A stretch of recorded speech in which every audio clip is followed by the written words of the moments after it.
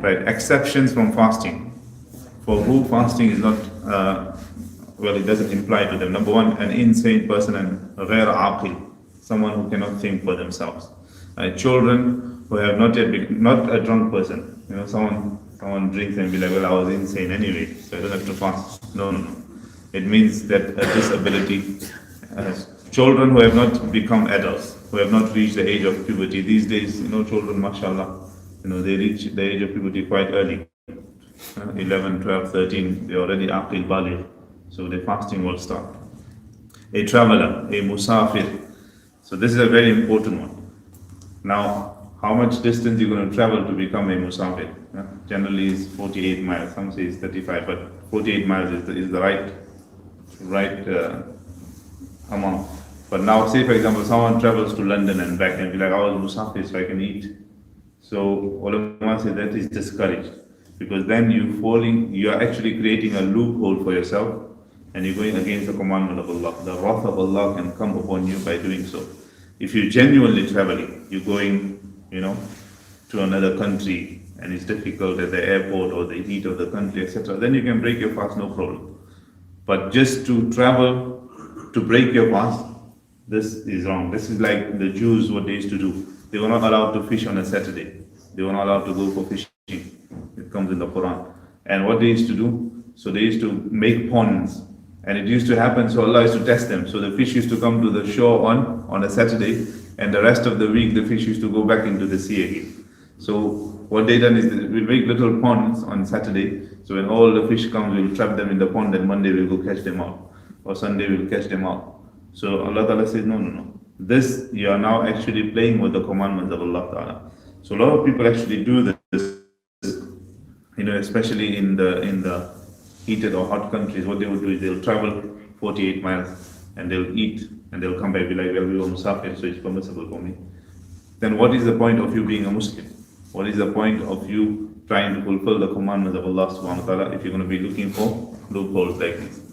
Right? A sick person, a person who's become really sick, and fasting will be detrimental for him. The doctors have advised you're not supposed to be fasting. Then fasting is not compulsory for him. A pregnant woman or a suckling mother who fears for the child in her womb or the suckling baby. So a woman who's pregnant, and if she fasts, is going to affect the child. The doctors have given advice that she should not fast. Then it's better for her not to fast. A woman, obviously she has to make up the fast out of Ramadan. Tell me when to stop, Hassan bhai, if it's getting too boring. Inshallah. A woman who is in her monthly cycle and post-childbirth confinement, then for them they shouldn't be fasting anyway. The elderly and chronically ill, people who have been ill terminally, they don't have to fast. And obviously doctors will advise that they shouldn't be fasting. For them they should give fidya, because there's no hope for them to start fasting again. So if there's no hope for them, they should give the fidya with the intention that if Allah makes me better, I will still fast again. But for now, I will give the fidya. Right? In this case, they have to give compensation of each day missed. What is the fidya? But with the intention that if they ever to become healthy again, then they will keep a qada fast. So which is generally 1.1 kg of barley.